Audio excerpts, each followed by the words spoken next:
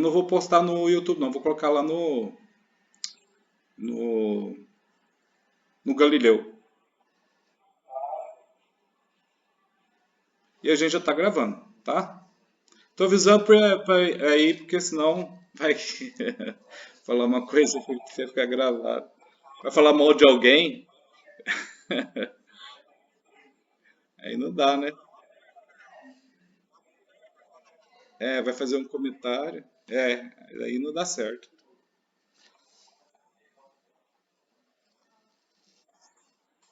Ah, com certeza. Vou pegar minha Bíblia aqui. Olha só, deixa eu pegar o livro aqui. Só um minuto.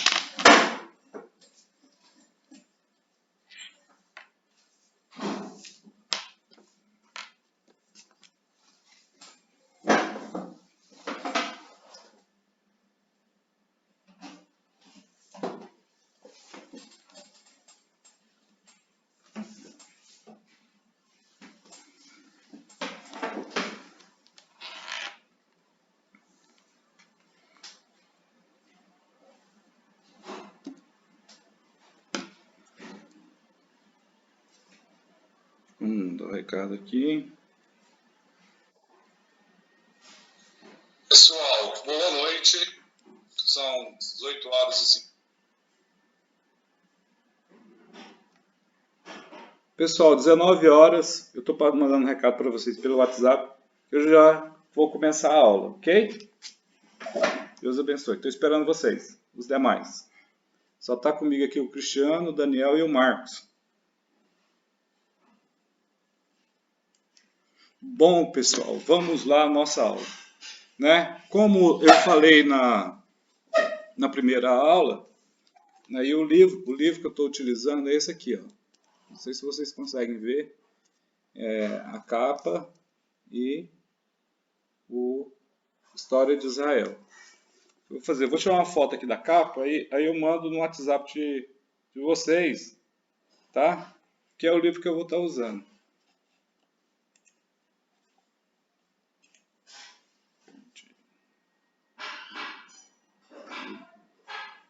Seja bem-vindo, Daisy. Deixa eu pegar aqui, daí a gente já sai aí direto no...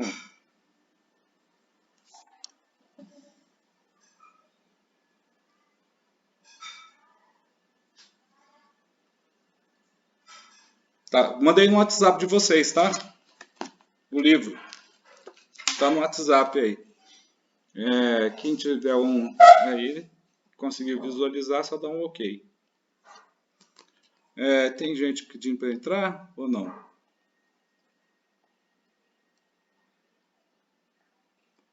Daisy. Bom, na última aula eu estava falando sobre as fontes do Egito, sobre as fontes na Mesopotâmia e sobre as fontes de consulta, né, para saber mais sobre a história de Israel. Só vou perguntar, ô Deis, você está me ouvindo? Tá? Beleza, Deis? Ela já entrou, né? Então, essas fontes, elas trazem... Olá, Deise, está me ouvindo? Você está falando no chat? Vamos ver. Rapaz, estou sim. Beleza, queria saber. Bom, se vocês viram alguém pedir permissão para entrar, me avisa, porque eu costumo não prestar atenção, só aqui no que eu estou falando. Então, assim, são fontes de arqueológica, né? De objetos antigos que foram e estão sendo encontrados na região de Israel, na região do Egito e na região da Mesopotâmia. E essas fontes, é através delas que aí o pessoal da história, né, os historiadores trabalham para fazer argumentação sobre a história de Israel, os fatos que ocorreram. Então essas fontes são favoráveis a determinados períodos da história de Israel, em outros não, né? Como eu falei na aula passada. Em outros períodos não é tão favorável. Tá? Exemplo, aí o período de Moisés, as fontes desse período não são claras, são obscuras. A fonte mais clara que nós temos é da própria Bíblia sobre a história de Moisés. Vocês vão ver que quando eu estiver falando, chegar lá no período de Moisés, a informação vai ficar nós vamos nos ater só ao que a Bíblia nos informa. O exame histórico-crítico, eu falo histórico-crítico, é reflexão, tá? Tudo que a gente lê em história, a gente tem que refletir, porque se procede ou não procede aquela informação. Os procedimentos metodológicos clássicos são aí a crítica textual. Esses procedimentos de estudo do Antigo Testamento, da história de Israel, eu tenho um vídeo aí no YouTube que nos primeiros semestres eu discuti com vocês, tá? Que é crítica textual e até mesmo tem lá no livro do Art, lá que a gente está utilizando para estudar a introdução ao Antigo Testamento. Crítica literária, crítica da forma e do gênero, história das tradições, história da redação e história da interpretação. Então esses aí são métodos. O que é um método? Método é o caminho, tá? Meio para a gente chegar àquele conhecimento, né? Vou dar um exemplo bem assim simples para você. Quando a gente vai cortar uma carne, se a gente pegar lá um outro pedaço de madeira para cortar, é fácil? Não. Né? Você pode cortar com um pedaço de madeira. Mas se eu quero cortar uma carne, eu pego uma faca bem amolada e vou cortar. Então, a faca é o meio que eu vou utilizar para cortar a carne. O que é, quando eu falo em metodologia? É um meio que o estudioso utiliza para chegar ao conhecimento dos fatos históricos. Isso nós chamamos de procedimentos metodológicos. Então, se vocês vão, aqui eu estou indicando o livro do Schutz, ele tem um procedimento metodológico de apresentação da história de Israel. Okay? Bom, não há uniformidade de argumento e interpretação sobre a história dos hebreus. Então, assim, nós vamos encontrar, vamos ler o livro do Samuel Schutz, mas você pega lá o livro do Herbert Donner, que é um outro livro de história de Israel dos povos vizinhos. Ele tem um outro tipo de argumentação e de interpretação. Não é assim, negando os fatos, porque os fatos da história a gente não altera, tá? Por exemplo, Davi reinou em Jerusalém por volta do ano 1000, estava reinando. Isso é fato, tá? Assim, o que a história vai fazer é interpretar os meios, a forma, como que ele chegou até lá, né, as dificuldades, e assim sucessivamente. Então, o fato histórico, bíblico, a gente não tem domínio para contradizer. O que a gente contradiz ou tem interpretações diferentes é quando a gente passa para a interpretação dos fatos, tá, da história. Então vocês vão ver sempre falando, apresentando o fato e dando uma interpretação, é lógico que de cunho pessoal. As informações sobre a origem dos hebreus são as encontradas na Bíblia, né? Ela está lá em Gênesis, de Gênesis a Êxodo, né, Pentateuco mais Josué, vai falar da formação do povo e não todas as suas fragilidades enquanto povo. Nem tudo que existiu historicamente, né, na história de Israel é comprovado, nem tudo que existiu de fato no dia a dia da história de Israel ficou registrado. Não ficou. O escritor bíblico ele registrou a história que iria ser proveitosa, edificar ou dar identidade, como eu falei na primeira aula, para o povo de Israel. Então, assim, nem tudo do dia a dia de Abraão foi escrito. Também, se isso ocorresse, teríamos que ter livros e mais livros e mais livros só de Abraão para poder conhecer a história dele. Não, o que está lá é o essencial para a gente conhecer a história de Israel. É ímpar essa história, pois começou um relato das sagas, né? E eu já defini para vocês a questão das sagas. As sagas são relatos de uma atitude heróica, né? Por exemplo, de Noé foi uma atitude heróica em salvar a família e os animais das águas do dilúvio. Tá? A saga tem um sentido fictício, professor? Tem sim. Quando fala aí da saga de determinados heróis aí nórdicos, né? Aí eu considero ficção, tá? Que tem bastante nesses países nórdicos aí, Noruega, Finlândia, Islândia.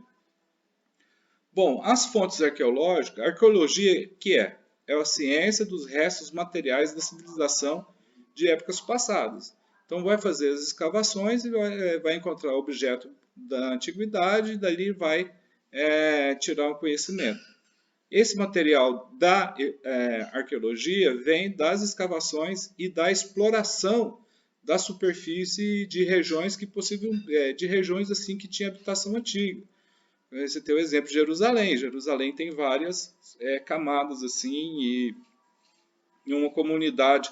Na época de Abraão já existia gente morando lá em Gênesis, chama de Salém. Salém é o mesmo lugar, quando fala cidade de Salém, em Gênesis,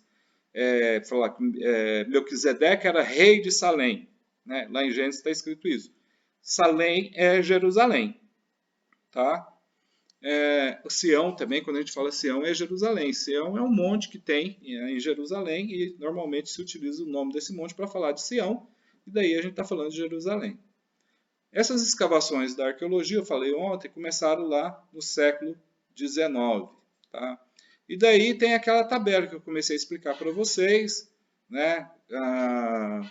Os períodos aí da história do Antigo Oriente Médio. Tá? Quando fala bronze, ferro, a dinâmica é essa. É porque o povo utilizava o bronze para a guerra, para o plantio e assim sucessivamente. Quando fala ferro, é que está utilizando já o ferro, a fundição de ferro, para fabricação dos materiais de guerra, de agricultura e assim sucessivamente. Deixa eu fazer uma permissão aqui.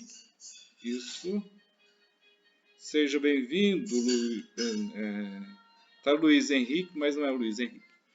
Bom, então o que acontece? Nesses períodos do bronze e do ferro surgiram nações que a gente vai estudar também. Quais são essas nações? Os assírios, vai surgir no período do bronze. Os mitânios, né?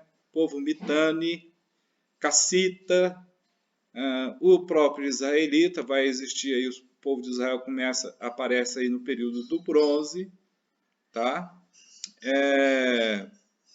O povo, os elamitas, já existe, os hititas, os frígios. Nesse período aí nós vamos ver a utilização de camelos para transporte, galinhas, e no período do bronze aí recente vai ter a utilização do vidro também. Tá? Só peguei um exemplo aí, se você passa para o ferro antigo, nós temos o período os assírios, os babilônios, aqui né, no período do ferro, que Israel vem a ser uma nação organizada, com reinado e tudo mais. Os israelitas, vamos ter também, no período do ferro, a invasão dos povos do mar. Vamos estudar quem são esses invasores, o que eles fizeram, o que eles são. Fazer uma... esqueci agora o termo, porque quando você conta o final do filme, como é que é o nome? Spoiler! Vou fazer um spoiler aqui. Povos do mar, os filisteus são os povos do mar, tá? São invasores do mar que se fixaram lá em Israel, na planície costeira, na região de Gaza, de Asquelon, Asdod, essa região toda aí. Os frígios, e é um período que o ferro é fundido. No ferro recente, aí você vai ter a ascensão da Síria, na Mesopotâmia. Israel é o período um período de muita prosperidade para a política, para o reino de Israel. Aqui a gente começa a pegar o período da monarquia, né? O primeiro rei de Israel foi Saul, o segundo Davi e Salomão. E daí você tem o ápice de Israel nos reinados de Davi e Salomão. Tem a formação dos estados fenícios, né? Fenício hoje é onde fica o Líbano, ok? Os estados arameus e neo-hititas, os medos, as invasões de Urartu, as invasões assírias, os frígios, lídios. Nessa época eles começam a utilizar o cavalo, tá? Cavalaria, algodão, moedas, né? E o latão também. Então esse mapinha aqui, esse quadro cronológico, esse mapa cronológico que eu passei para vocês, é um resuminho do que historicamente estava acontecendo em cada um desses períodos aqui: bronze médio, bronze recente, ferro antigo e ferro recente. Nesse slide aqui, vocês já podem ver que esses são os períodos aí da arqueologia. Por que eu estou passando esses conceitos da arqueologia? Porque nos livros que vamos estudar vão existir esses conceitos. Então, assim, Neolítico, né? É o período pré-cerâmica. Quando começou o período Neolítico? 7.500 a 6.000 a.C. Eu passo esse quadro, pessoal, para vocês terem uma noção. A gente não memoriza essas datas, né? Ademais, o historiador não memoriza nenhum tipo de data. O historiador memoriza os fatos históricos. Aí tem o Neolítico pré-cerâmico B, o Neolítico de cerâmica, né, quando já começa a ter cerâmica. O que é cerâmica? Não é essa cerâmica só de fazer piso ou revestimento. Né? Cerâmica, aí nesse contexto, é fazer vasos para guardar mantimentos, ou até mesmo para preparar mantimentos. E também aí alguma outra coisa de argila, de construção, aí utilizando o barro, né, a argila. Depois vem o calcolítico, de 4.300 a 3.330. Aí tem o bronze, né? Divide aqui em vários bronzes, ó, vários períodos que a gente chama de bronze. Você tem aí o bronze 1, o bronze 2 e 3, o bronze 4, o bronze 2A, o bronze 2B, C, o bronze recente 1 e o bronze 2B. O que é esse negócio de bronze? É o período da história que vai lá de 3.300 antes de Abraão até 1.200, que o povo utiliza o bronze como principal metal. Então, o nome dado para os períodos arqueológicos é um nome, eles tiram daquilo que eles estão manuseando enquanto material de plantio e de guerra. Quando eles descobrem o ferro, né, que é a partir do ano 1200 a.C., aí já muda o nome, já não fala mais bronze e começa a citar ferro 1, ferro 2, ferro 3, tá? Então essa é a nomenclatura aí da arqueologia. E vai de 1200 até 586 a.C. Pessoal, alguma dúvida sobre esses conceitos? Quando eu falar bronze, você fala assim, não é que o pessoal usava o bronze para guerra, como arma, como instrumento para agricultura. Ferro, é que agora eles estão usando, estão fundindo ferro, está fazendo armamento de ferro, está fazendo instrumentos de agricultura. É essa a dica que eu deixo para vocês. Tá bom? Alguma pergunta sobre isso? Não?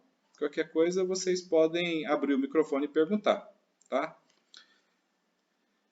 Israel entre 1500 e 1000 a.C. Então, em virtude de sua situação geográfica de Israel, recebeu ao longo dos milênios um cadinho de influências políticas e culturais. Como vocês já estudaram geografia, Israel naquela época era o corredor do mundo civilizado. Né? Se você fosse do Egito para a Mesopotâmia, você ia passar por Israel. Então essas regiões ali, ó, você pega a planície da Filístia ou Filistia, que é a planície costeira lá no sul de Israel.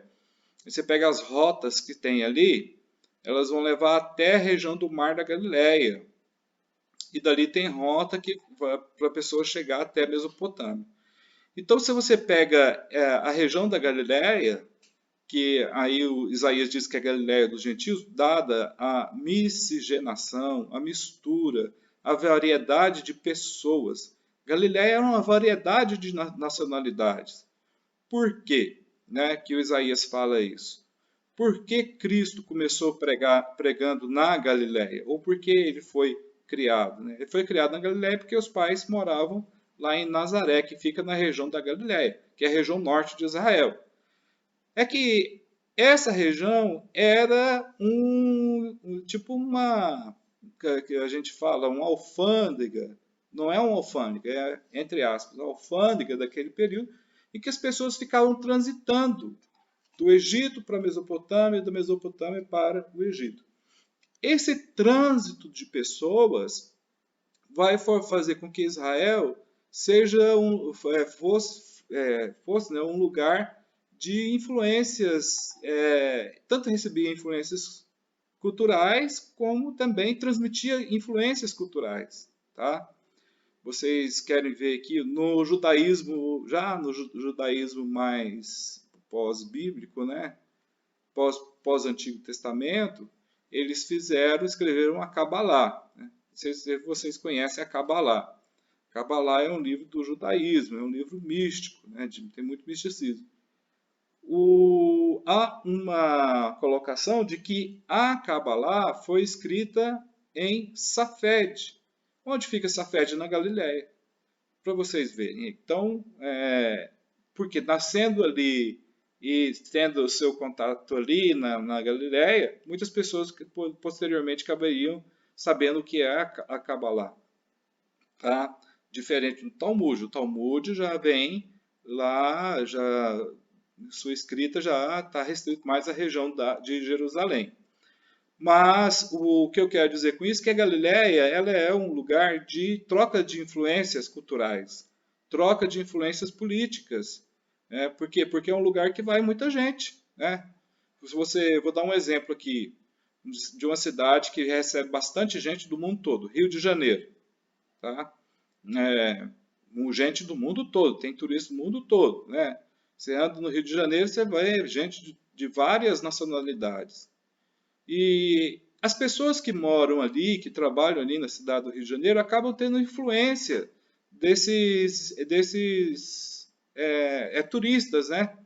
De forma que uma pessoa que mora no Rio de Janeiro, ele não precisa ficar se matando aí em cursos de inglês para aprender inglês. Ele aprende inglês na prática lá com os turistas, tá? Então, quando eu fui, ficava admirado, porque até mesmo pessoas semi-alfabetizadas falavam inglês fluentemente. Uma vez também, uma vez, não, só fui uma vez, né, a Jerusalém, e daí eu e minha esposa fomos até Belém. Né, e passando em Belém, você sabe que lá tem a Igreja da Natividade, que Belém é uma cidade próxima a Jerusalém. E daí chegou para mim um menino palestino querendo vender a imagem da Virgem Maria. Nós não compramos, eu sou protestante, sou evangélico, eu não uso imagem, não acredito nas imagens.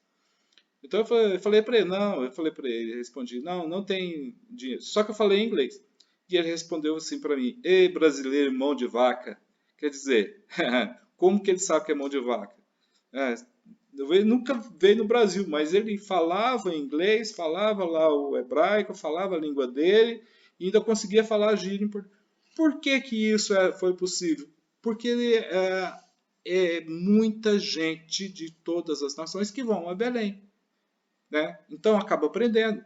A mesma coisa, pessoal, pego e coloco aqui a região da Galileia. Principalmente a região da Galileia, que pertence a Israel. Ali é uma confluência enorme de pessoas, de mercadores passando para lá e para cá.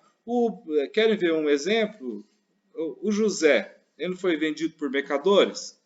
Aqueles mercadores, não diz a Bíblia que eles estavam indo para o Egito? Então os irmãos só venderam José como escravo. Por quê? Porque aquilo era rota de comerciante, era rota de mercadores, tanto indo para o Egito como para a Mesopotâmia. Então eu vejo o Israel entre 1500 e 1000 a.C. um lugar estratégico. Por quê? Porque ali é o corredor do mundo dessa época, tá? Todo mundo tinha que passar por lá, tá?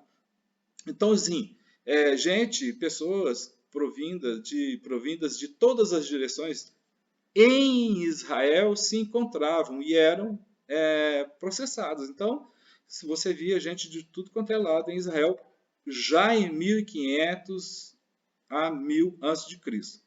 Você imagina hoje tem muito mais trânsito nessa região, tá? É gente de todas as nacionalidades que você encontra lá. Sempre foi assim. Com o advento do cristianismo, né, no ano 1 da nossa era, e da igreja, o fortalecimento da igreja cristã, tornou-se mais ainda visitada a terra de Israel. Então, é bom termos uma visão panorâmica da situação histórica dos povos e dos estados do antigo Oriente Próximo. Quando eu falo Oriente Próximo, eu estou falando da Mesopotâmia. Tá? E necessariamente na segunda metade do segundo milênio. O que é a segunda metade do segundo milênio? Primeira metade vai de 2000 a 1500. Essa é a primeira metade. Na primeira metade do segundo milênio, nós marcamos na história bíblica como o período patriarcal. Então, de 2000 a 1500, nós vamos ver aí na história o período patriarcal. De 1500 a 1000, nós vamos ver a formação e a consolidação do Estado de Israel. Então, de 2000 a 1500, Deus está chamando Abraão, não é uma nação, só é uma promessa de Deus de fazer de Israel uma grande nação. Tá? Então, isso que nós vamos ter de 2000 a 1500 a.C. De 1500 a 1000, tudo que Deus prometeu para Abraão vai ocorrer, porque esse povo vai se multiplicar, vai virar uma multidão, vai virar uma nação forte, poderosa, e essa nação vai dela virar o Messias. Né? A formação e a consolidação como uma nação, como povo, com Estado organizado, com rei, com um exército, com um conselho administrativo, ocorre entre 1500, que é quando Moisés tira o povo, Deus liberta o povo da escravidão no Egito, até 1000, quando é o reinado, a transição já do reinado de Davi para Salomão. Tá? Então é bom a gente termos em mente, essa segunda metade é muito importante, 1500 a 1000. Bom, as nações que se apareceram e aparecem na Bíblia e que vai influenciar, quer seja para assimilar um ou outro aspecto da cultura dessas nações, ou até mesmo no âmbito da política, do aspecto cultural, e até mesmo no aspecto econômico, tem essas nações aí que vão estar... Isso é assim, muito importante a gente também conhecer a história dessas nações para a gente entender a história de Israel. Porque, de certa forma, essas nações da época bíblica, elas estão presentes. Por exemplo, na Bíblia cita o Egito. Eu nunca vi na Bíblia o povo Mitanni. Isso eu, de fato, nunca vi. Mas a Bíblia cita também os assírios. Como também cita os babilônios, né? Cita os hititas também. Ah, professor, não me lembro de ter lido essa palavra hitita na Bíblia. Mas eu vou dizer para você que você já leu sim. Como? Quando você lê a história de Davi, que ele adulterou com Betseba, se você vê lá quem era o esposo de Betseba, era Urias, o Iteu. Iteu é o hitita, tá? Ele era hitita. Então, os hititas também são citados na Bíblia.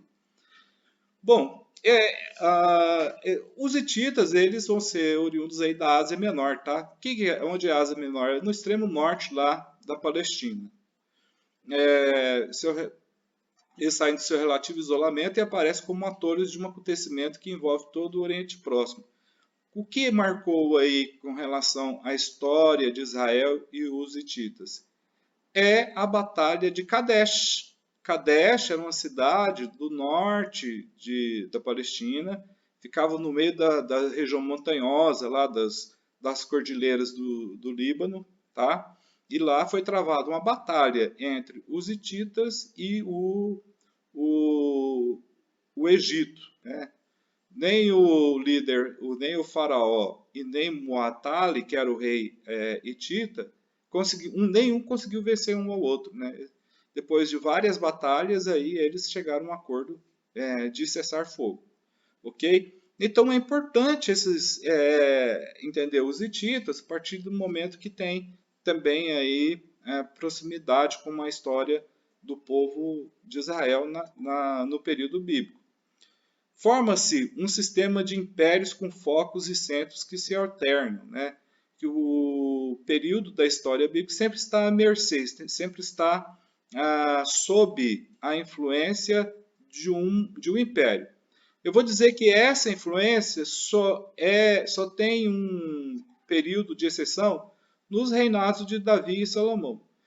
No de Davi, eu costumo afirmar com 100% de certeza que não existia um império para influenciar, que era ao contrário. Davi fez um império de Israel que influenciou muitas nações daquela época. O Salomão também, ele pegou essa herança das terras conquistadas, né, dos povos conquistados pelo seu pai, e influenciou muitas nações na época dele. O problema de Salomão é que ele deixou ser influenciado pelas princesas, pelas várias princesas lá que ele tinha casado. Ele tinha várias mulheres. Né? A poligamia era uma prática usual na época dele, era o rei.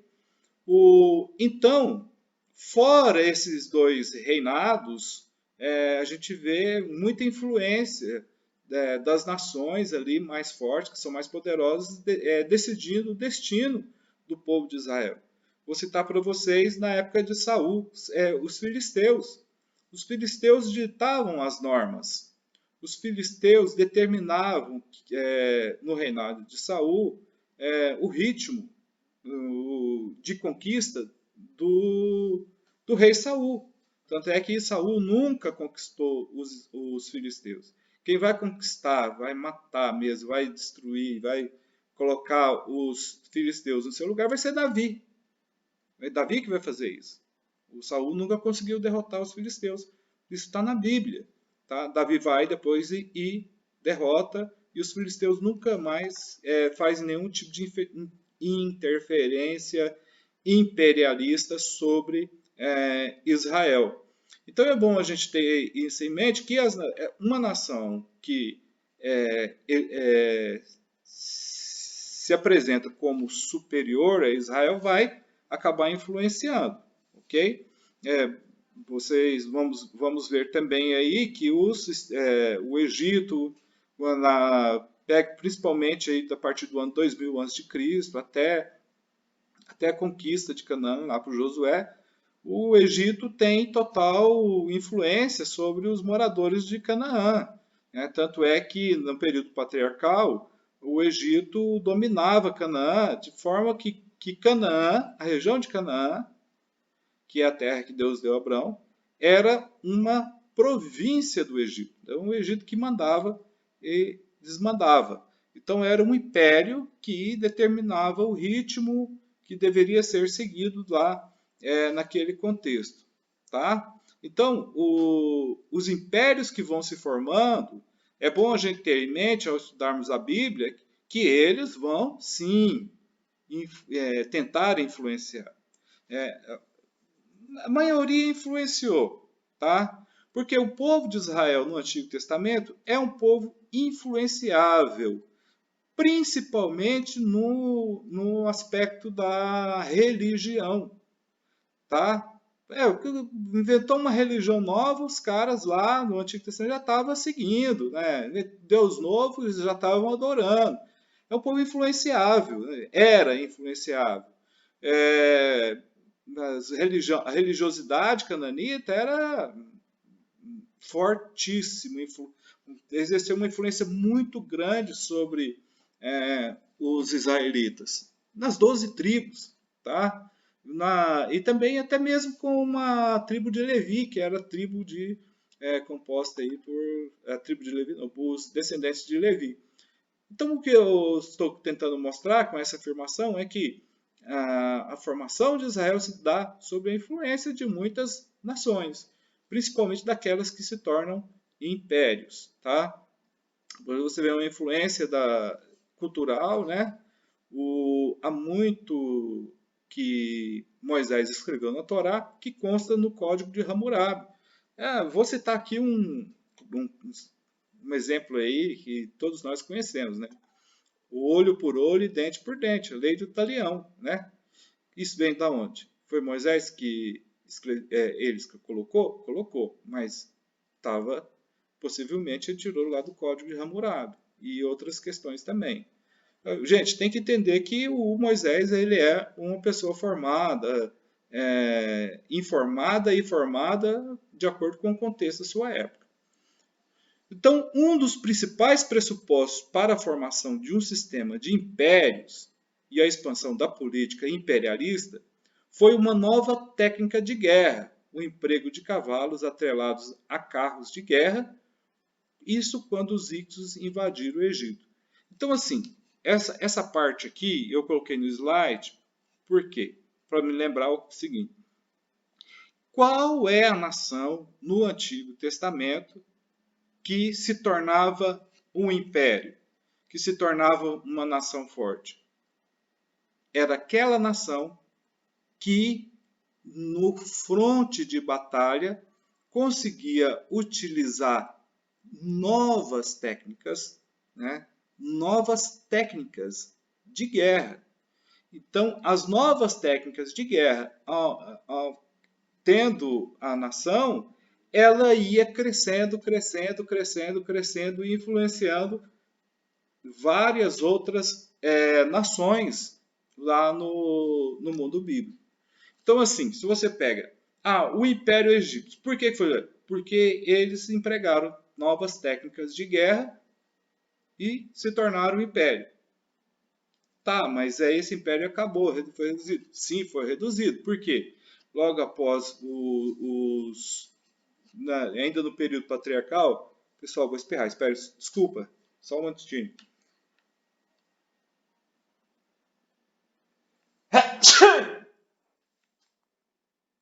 Desculpa aí, tá? Então, desculpa. Então, o que acontece? Se a gente pega no período patriarcal ainda, quando 1700, alguma coisa antes de Cristo, os Ixos. Quem eram os Ixos? Né? Os Ixos eram pastores nômades oriundos da Ásia Menor. E eles desceram da Ásia Menor e conquistaram o norte do Egito. Por que eles conquistaram? Porque eles empregaram novas técnicas de guerra. Por exemplo, os Ixos, para ganhar a guerra contra os egípcios, eles empregaram o carro puxado por cavalo, aquele carro de guerra, né? Que ia um soldado e o cavalo correndo e ele ia passando e matando lá os soldados que vinham a pé. Tá? O Egito observou isso, os egípcios observaram isso nessa guerra que eles perderam, né? Os Ixos vão ficar no norte do país do Egito e os perdedores vão para o sul. O que eles fizeram, né, os egípcios? Eles olharam aquela técnica de guerra do carro de assalto, né, do carro puxado por cavaleiro, levando um guerreiro, e eles fizeram o aperfeiçoamento. Tá? O que eles fizeram? Eles fizeram um carro puxado por cavalo. Ao invés de ter só um soldado em cima do carro, eles colocaram 2. Um ia dominando o cavalo para seguir, e o outro ia acertando as flechas, ia matando os inimigos. Então, essa inovação dos egípcios proporcionou o quê? Uma vitória sobre os Ixos. Eles, em 1700, acho que 200 anos depois, não me lembro ao certo, todos os Ixos foram expulsos do Egito e de Israel.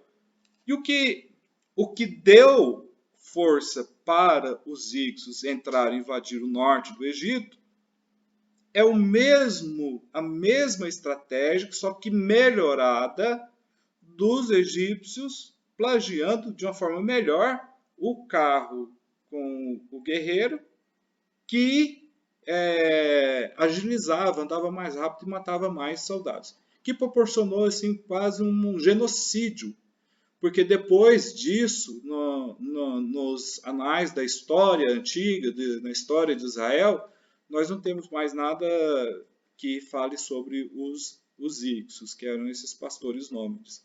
Então, é por isso que eu coloquei essa frase aí nesse slide. Quer dizer, quem tem o domínio de uma nova habilidade para a guerra acaba se tornando uma nação forte, guerreira, acaba se tornando uma nação império, tá? Que vai subjugar os povos aí desse contexto aí no período bíblico.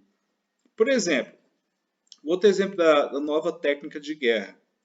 No período do rei Saul, as armas que Israel utilizava, né, os soldados utilizavam para guerrear contra os filisteus eram armas compradas dos filisteus. Então os filisteus vendiam as armas para o exército de Saul, como também vendia as ferramentas para o cultivo da terra, o arado, né? O preparo da terra para produção de alimento. Quem fornecia esse material tanto para a agricultura quanto para a guerra eram os filisteus, que conheciam o segredo da metalurgia ou da fundição do ferro. Então pense comigo, o seu filisteu está dominando a arte, né? Essa técnica, né? Porque a arma de ferro ela é mais resistente do que a arma de bronze. Então quem dominou, estava dominando, estava subjugando. E no contexto dos juízes, no período dos juízes e de Saul, quem estava dominando, que era uma pedra no sapato aí, linguagem figurativa da minha parte, sobre Israel, eram os filisteus. Então esses filisteus pintavam e bordavam. E Israel não conseguia vencer as batalhas contra eles. Mas como diz a história, né? O Saul, quando se sentiu ciúme, né? Quando se sentiu ameaçado aí em termos de popularidade ou até mesmo seu cargo de rei por Davi, ele passou a persegui-lo. Vocês já leram isso na Bíblia. Então o Davi fugiu para vários lugares. Para um dos lugares que recebeu o Davi até mesmo como em forma de um asilo político, foram os filisteus. E o período em que Davi esteve com os filisteus, ele ficou observando e aprendeu a fazer a fundição do ferro para fazer as armas e etc. Olha só, meus irmãos, o Davi aprendeu e os filisteus deu abrigo para ele, para eles. O que acontece? O Saul perdeu a batalha para os filisteus, e se suicida lá no Monte Tabor, né, no norte de Israel, e logo depois Davi se torna rei. Não vai passar muito tempo, Davi vai guerrear contra os filisteus, com conhecimento bélico e da técnica de guerra e a utilização do ferro, que ele aprendeu com os próprios filisteus. E massacrou os filisteus. Davi massacrou. Né? Depois a gente não tem essa influência mais.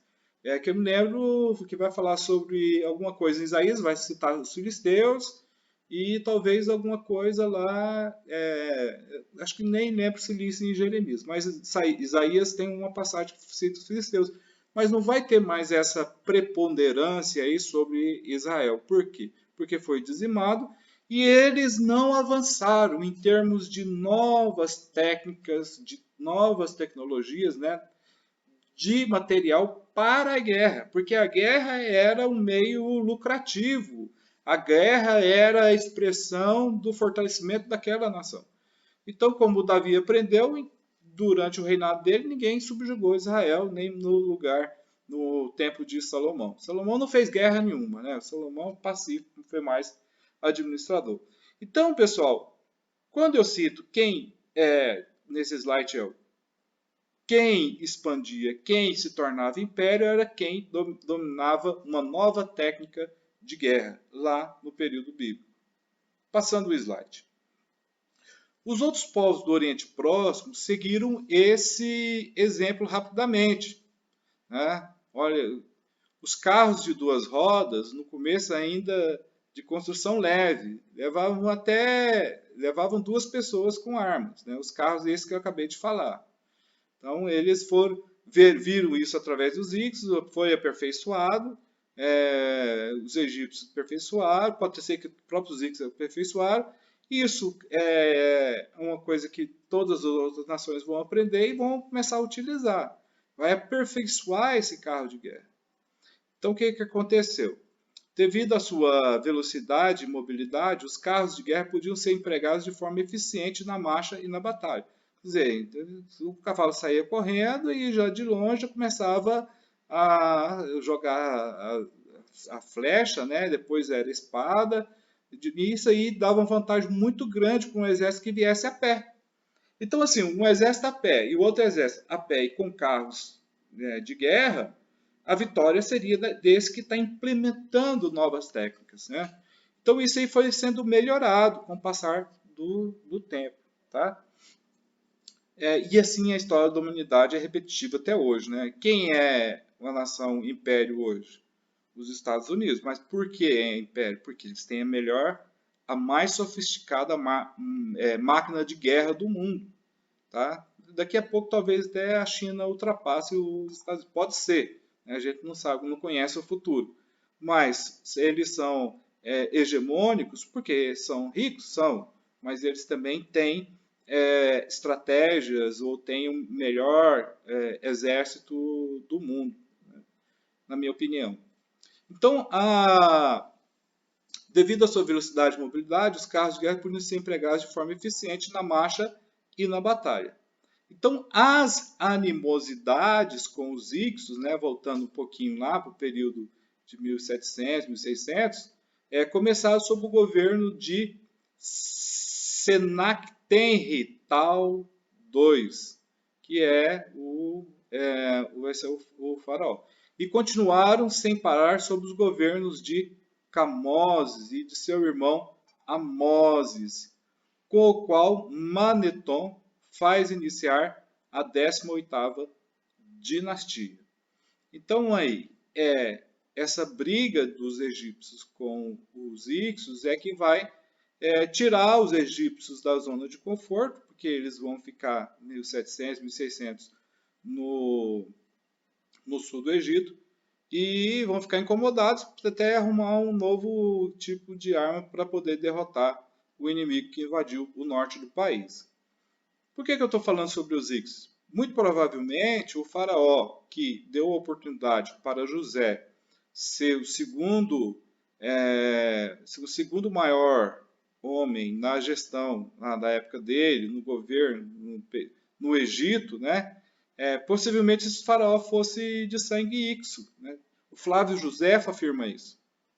Não era um faraó 100% Egito ou sem ser miscigenado. Podia até ser de alguém, de um homem ou de uma mulher egípcia, mas ele era miscigenado, misto com o sangue Ixo, né? Porque assim, os egípcios, eles são filhos de quem? Vamos pegar lá, Cão, Sem e Jafé. Os egípcios são camitas, tá? Os Ixos são semitas. Então aí já tem uma diferença na origem deles. Um é camita e o outro é semita, descendente de Sem.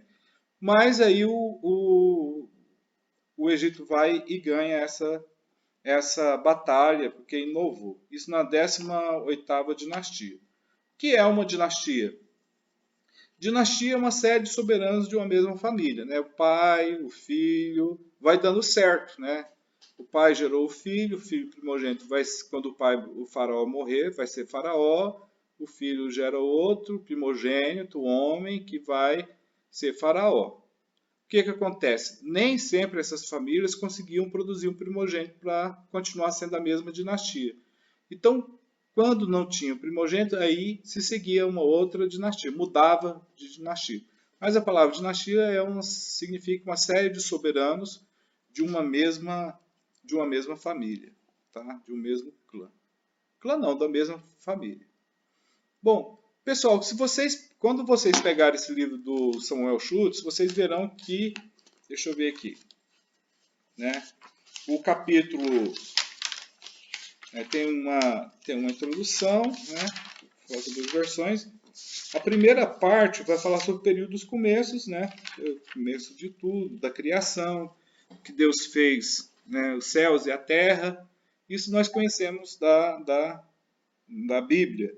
Então a gente vai ter a história da narrativa da criação, a queda do homem e suas consequências, o dilúvio e o novo começo do homem, né? Que vai ser o pós-dilúvio. Então isso vai do capítulo 1 de Gênesis até o capítulo 11. Como eu estou dando panorama do Antigo Testamento, até parece que é a mesma aula. Mas o nosso enfoque aqui vai ser mais histórico.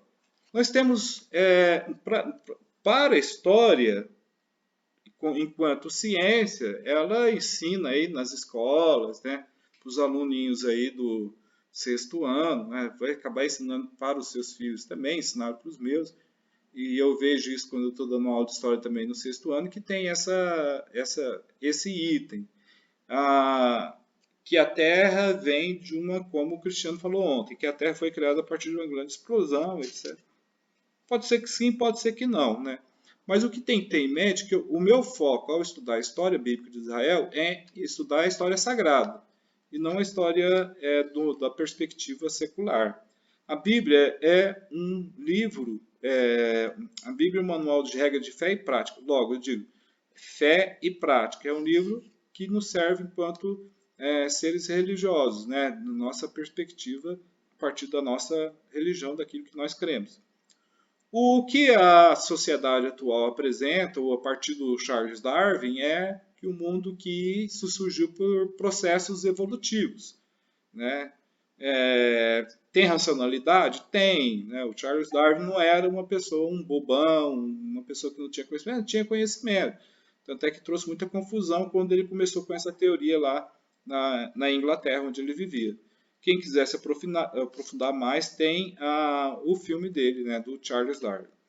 Bom, mas a história que se conta na formação, a nossa formação enquanto cristãos, é a história que está narrada na Bíblia, que Deus criou os céus e a terra, tá? E depois passou a organizá-la. Então essa parte vai estar aí na primeira parte do livro. Depois vem a queda. Eu não vou a fundo nesse aspecto aqui na história, porque eu vou fazer isso na introdução ao Antigo Testamento. Ok? Vem o dilúvio, depois a gente vai estudar, né? Eu estou apresentando o fato do dilúvio. Lógico que tem narrativas de outros povos que falam sobre o dilúvio, pastor? Tem, né? Tem outras narrativas aí sobre o dilúvio. Por exemplo, os livros citam, né, a epopeia do Gilgamesh, né, que era alguém que libertou o povo das águas do dilúvio. Gilgamesh ou Gilgamesh, né, mais ou menos esse é o nome do cidadão. E aí ele viveu naquelas regiões para lá, porque essas informações foram extraídas das tabuinhas encontradas na biblioteca do Assurbanipal. Bom, depois tem o novo começo e tal, e no capítulo 2 do livro, aí o capítulo 2, vou mostrar para vocês, aí começa a história sobre o mundo patriarcal. É esse mundo que a gente vai falar agora, ok? Então, o tópico agora da disciplina, como vocês estão me acompanhando pelo slide, é a era patriarcal. Onde está isso, pastor? No capítulo 2, capítulo 2 do livro de História de Israel no Antigo Testamento do Samuel Schultz. Ok? Se alguém tiver alguma dúvida com relação à fonte, pode perguntar. Bom, alguém quer falar alguma coisa? Não? Então, vamos lá. A geografia do mundo patriarcal fértil crescente. No livro vai trazer aí a geografia do mundo. Tá? Como que era essa geografia? Isso vocês estudaram também lá com o professor, o pastor Adriano. Acho que vocês devem lembrar. Mesopotâmia, entre rios, Ur dos Caldeus, fértil crescente, Palestina, Canaã, Egito. A geografia dessa região é importante aí para a gente entender a história de Israel. E isso vocês já têm o domínio. Então, assim, a geografia do mundo patriarcal é o fértil crescente. O mundo bíblico é o fértil crescente. Até mesmo quando a gente vai consultar as nossas Bíblias, os mapas, né? Essa minha Bíblia aqui não tem, mas traz lá, o mundo antigo é o fértil crescente, tá? Rio Tigre, Eufrates, Golfo Pérsico, Mar Mediterrâneo, Mar Morto, Mar da Galileia, Mar Vermelho, Rio Nilo. Esse é o mundo bíblico. Ah, pastor, não tem povos em outras regiões? Deve ter, né? A história diz que os chineses são bem antigos também. Mas por que a Bíblia não vai citar lá a história dos chineses? Não, a Bíblia vai ocupar em dizer a história da origem do povo de Israel, para que através de Israel venha o Messias, que é o nosso Salvador, o Salvador da humanidade. Meu Salvador, seu Salvador e o Salvador de todas as pessoas. Tá? Bom, aí é o berço das civilizações bíblicas e dos grandes impérios antigos. Tá? Então, o que acontece? Quando você olha para as civilizações bíblicas, você olha para os grandes impérios antigos, eles são dessa região aí da Mesopotâmia. Quando eu falo assim, Mitanni é o povo da Mesopotâmia, do fértil crescente. Né? Vamos um termo mais abrangente. Porque o fértil crescente ele vai pegar desde o Golfo Pérsico, vai fazer aquela lua, né, que vocês fizeram, né, tem na Bíblia de vocês, faz aquela lua, vai pegando até lá no norte, né, regiões próximos lá do Egito. Por que é chamado de fértil crescente? Porque são as regiões que têm maior fertilidade. Ao sul, né, ao sul do fértil crescente, é que tudo é deserto. Aqui é deserto, não tem nada, não dá para plantar nada. Hoje Israel até planta coisas no deserto, mas naquela época não tinha tecnologia para fazer isso aí. Então, por isso nós chamamos de fértil crescente, né? Que é uma região. Então, as pessoas, eles na antiguidade, eles iam para onde? O homem, quando deixa de ser nômade, ele vai ser o homem que se fixa na terra se chama sedentário, né? Os sedentários, né, que vai formar as vilas, vão formar as cidades e etc., eles vão para onde tem terras para o cultivo e água para o consumo. E na antiguidade bíblica, onde tem isso aí é no fértil crescente.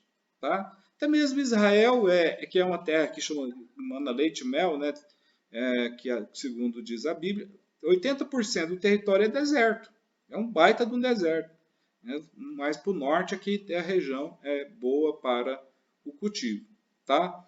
Então o fértil crescente é o berço das civilizações bíblicas, dos mitânios, dos hititas, dos babilônios, dos cassitas, dos egípcios, dos israelitas, dos cananeus, dos amorreus, dos fariseus, dos gigazeus, dos heteus, oreus. É a terra de todo esse povo aí. Possivelmente, o primeiro grande império que vai surgir na história aqui da história de Israel, a história bíblica, né? O primeiro grande império é o Império dos Sumerianos, tá? Eu vou contar essa história dos Sumerianos. Então, o mundo dos patriarcas. O mundo dos patriarcas é a Mesopotâmia. Tudo começa lá na Mesopotâmia, tá? Necessariamente numa região que se chama Baixa Mesopotâmia, que é a região que fica ali onde ficava a cidade de Ur, né, da Babilônia, onde Babel, né, construído lá a torre, o Erech, Shurapaq, Lagash. Então essa região aí é a região que vai dar origem então ao primeiro patriarca, vai nascer lá em Ur dos Caldeus.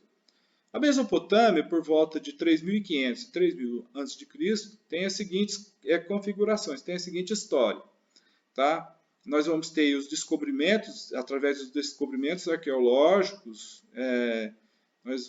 esses descobrimentos vão nos proporcionar uma perspectiva que diz respeito às culturas que prevaleceram durante o período do milênio, aí, o período do 4.000 a 3.000 a.C., ou a chamada Idade Calcolítica, segundo aquele quadro que eu mostrei logo no início da nossa transmissão, da nossa aula.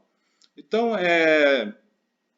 Idade Calcolítica está usualmente considerada como civilização com escassez de materiais escritos. Nós não temos muita fonte escrita entre 4.000 e 3.000. Não tem, tá? Se eu falasse que tem, eu estaria mentindo. Não temos muita fonte escrita. Até mesmo porque é porque não existe escrita? Não, existe a escrita. Ah, pastor, como existe a escrita? Não, existe a escrita, porque o período da história em que não existia escrita, nós chamamos de pré-história, tá? O que é pré-história e o que é história? Pré-história é o período que o homem não tem, não escreve. É um analfabeto. Ele não escreve nada. Nós chamamos isso de pré-história. A partir do momento que o homem passa a escrever, nem que sejam aquelas figuras rupestres que tem aí em alguns sítios arqueológicos. O que são figuras rupestres? Né? A arte rupestre. Acho que a forma correta é essa mesmo. Qualquer coisa minha esposa me corrige. Bom, é quando os homens passam a desenhar, fazer desenhos para transmitir uma mensagem para outra pessoa. Então a escrita começa com esses desenhos ou o desejo de transmitir algum tipo de mensagem para outras pessoas. Aí começa o período da escrita. Esse período que eu estou falando aqui, o Calcolítico na Mesopotâmia, nós não temos abundância ou materiais escritos nessa época. Pode-se encontrar um desenho ou outro, uma cerâmica ou outra que vai remeter a algum tipo de religiosidade. Tá? Então é por isso que nós não temos. Está usualmente considerado como civilização com escassez de materiais escritos. É muito escasso. Particularmente, eu não conheço um material escrito nesse período, entre 4.000 e 3.000 a.C. Se alguém conhece, pode me dizer, que daí eu vou aprender. Mas até então não vi nada ainda nos livros que eu consultei. Tá? O quarto milênio a.C., que revela a primeira criação de grandes edifícios. Então, assim, nós vamos ter muitas construções antigas que começaram lá no quarto milênio antes de Cristo. Construções de cidade. Gente, quando eu falo grandes construções na antiguidade, não é um arranha-céu que tem igual os de Manhattan, né? É uma construção, se você eleva 2 metros acima do solo, né, parede, isso já é uma edificação, oitava maravilha do mundo para aquela época, em 4.000, né? Porque o homem, ele vem de morar em cavernas, em não ter uma habitação fixa, né? Porque como que era a história humana, né? Ela é feita a partir desse homem que fica atrás do alimento. Então ele não se fixa, né? O nômade, o nomadismo, ele não fica na terra, ele fica, como diz lá em Goiânia, zanzando de um lado para o outro. É igual o cigano. O cigano é nômade, eles não ficam em lugar nenhum. Se montam uma cabana aqui, já sai e vai para outro lugar. Nós já somos sedentários. Eu mesmo sou mais de 30 anos aqui, fixado aqui em Cianorte. Então, quando o homem se fixa na terra, se fica parado, aí é que ele começa também a sentir a necessidade de fazer as grandes edificações. nesse período aí nós vamos ter a construção das pirâmides do Egito, tá? Por que as pirâmides, quando chegar no Egito, eu vou falar, mas eu vou fazer spoiler aqui com vocês, tá? Não tem problema não. O que são as pirâmides do Egito? Elas são cemitérios para faraó. Aquilo lá é um amontoado de pedra que o faraó mandou construir para ele, que o corpo dele fosse colocado ali, para ele viver, ter a vida após a morte dentro daquela pirâmide. Então, a pirâmide é né, em outras palavras, assim, no linguajar bem claro, é um baita de um jazigo de faraó.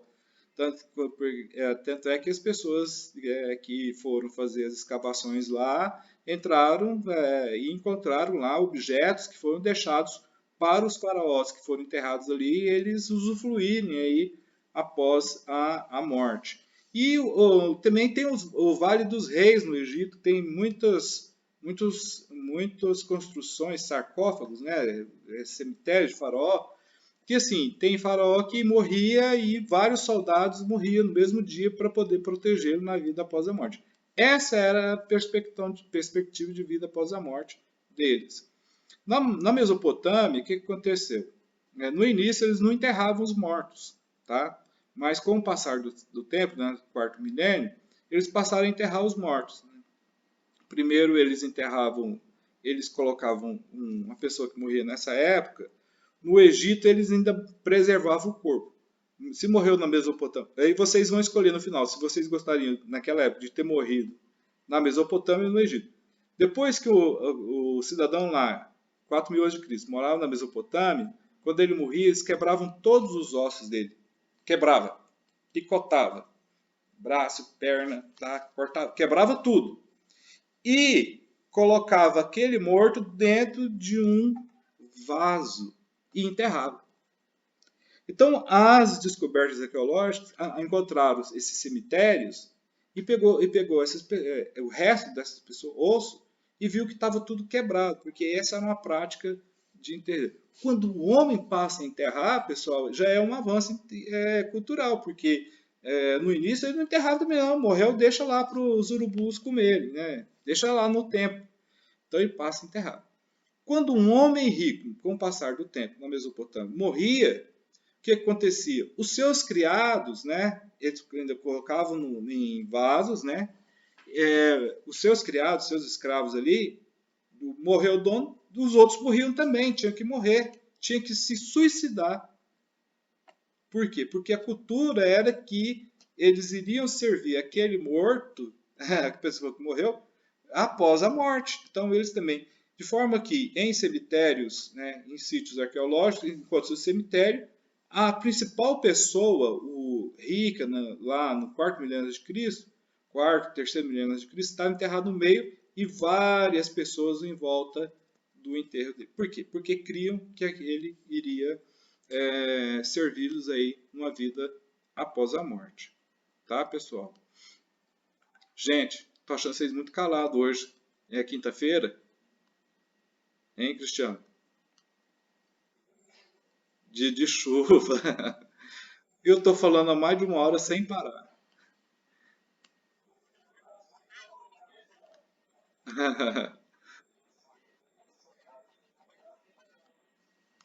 Tinha, tinha. E daí as pessoas colocavam também, assim, é, é, colocavam assim, mantimentos, né, peça preciosa, né, que aquele pessoa tinha, colocava tudo no jazigo dele, né? Então, por quê? Porque eles acreditavam que ali seria a vida deles. Tanto é que no Antigo Testamento não fala de vida após a morte no céu. Onde é que vai falar? No Novo Testamento. Porque você pega lá, pastor, mais a palavra hebraica chamada Sheol. Né? Sheol é a morada dos mortos. É o que? É túmulo. Sheol significa túmulo. Entendeu? Lá no Antigo Testamento. Eu já vi muito pregador dizendo que significa inferno. Que significa inferno, né? Não é. Um significado que dá que não é o correto. Quando o salmista fala no Salmo 139, mesmo que eu faça a minha cama lá no mais profundo Sheol, no mais profundo túmulo. É túmulo, jazigo, é isso que é Sheol. Depois o pessoal vai enfeitar o Sheol com a ideia do Hades. Hades o que que é? A Hades advém da mitologia grega, tá? A Hades é o deus lá das tormentas, né? E tem um que é mais, a tormenta mais que é o Hades ainda, que é o Tártaro. Qual que é? Qual que é? O Hades é o dos mortos, é o deus dos mortos. E tem mais profundo lá, isso é mitologia grega, né? Que é o tal do Tártaro. Ou seja, Tártaro você conhece, Cristiano? O prisão do Tártaro. Isso. Aham. Então, quando chega no Novo Testamento, não na época de Cristo ou dos apóstolos, né? Depois aí as pessoas já com essa influência da filosofia grega, da mitologia, elas começam a enfeitar então essa questão aí do Hades, o Hades cristão, né? Que é o inferno, do fogo, e assim por diante. Mas essa ideia, né, de vida após a morte, de vida eterna, quem começa a falar claramente na Bíblia é Jesus Cristo, tá? Nada mais é que o próprio Deus, né? Mas é Jesus Cristo. Porque o homem antigo, ele não tinha essa noção. Na época de Moisés não tinha noção. Morreu, né? E aí Cristo veio falando de vida eterna. Quem crê em mim já tem a vida eterna. Então, depois aí na época dos pais da igreja, né, da patrística, aí eles foram fazendo muitas alegorias com relação à questão do Hades. Assim, e aí o que passa, assim, é essa ideia que nós cristãos ensinamos, né, que o inferno é um lugar de sofrimento. É o que Cristo falou, né, que quem não crê tem a morte eterna, ou o sofrimento eterno. Não é isso que está no Evangelho? E quem crê tem a vida eterna. Gente, isso é Jesus Cristo. Mas lá em 4000, essas pessoas não tinham essa mentalidade que nós temos hoje. Não estou julgando, nem cada um tem seu valor no seu período histórico, ok? Pessoal, alguma pergunta? A colocação ajuda na explanação. Ficou bem entendido aí? Eu fico, como diz o outro, eu falo mais que o ombro da cobra. Eu fico falando o tempo todo. Ainda mais aqui na sala virtual, eu fico falando. Alguma pergunta? Daniel, Deise, Luiz Henrique, Marcos Antônio. Alguma? Alguma pergunta? Hã?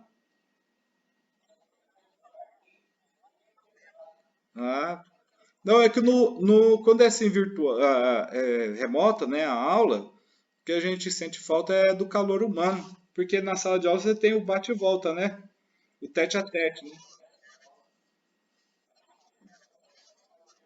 Essa aula foi gravada, eu estou gravando aqui, eu vou postar lá no Galileu para quem não poder assistir, tá bom? Essa matéria eu vou dar prova, né? A matéria que eu falei para vocês que não vou dar prova é. Eu tenho duas matérias com vocês. Salmo. Eu tenho Salmo com vocês? Não, né?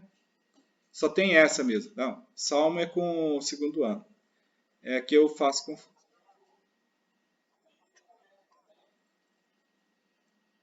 É o Antigo Testamento. Tem uma. Acho que eu já falei que é memorial, né? Que você vai fazendo a anotação das aulas e depois me entrega, como eu fiz com língua portuguesa.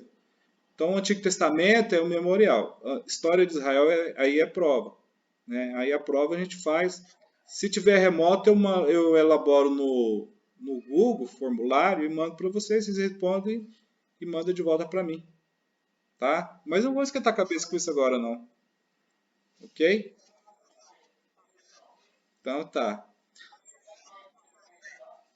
Vamos ver, né? Vamos morar, né? Eu fiquei sabendo que o estado ia voltar em setembro, agora já fiquei sabendo hoje que não dá para voltar em setembro, voltar em outubro. O estado, porque eu trabalho na escola pública, né? Mas também, né? Eu acho que nós vamos conseguir voltar antes, porque Pode, não precisa falar que é, não tem o porquê ficar, né? Sei lá, Pastor Newton que tá correndo atrás disso aí. Pastor Newton e Pastor Daniel. É, então, é, então, fica longe, né?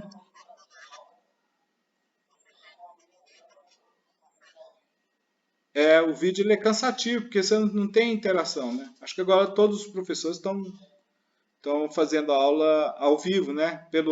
Ou pelo Meet ou pelo Zoom.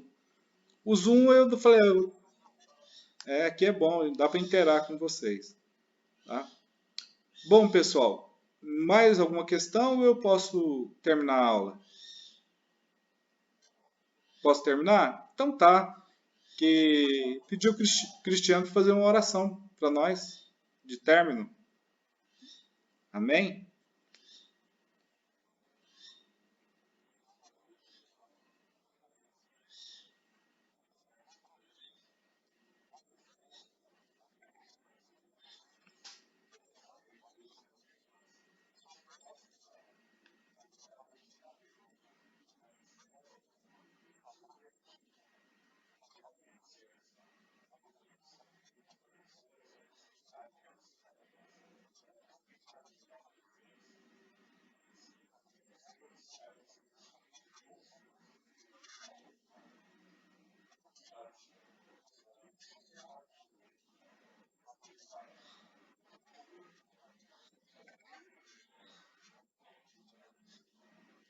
Amém.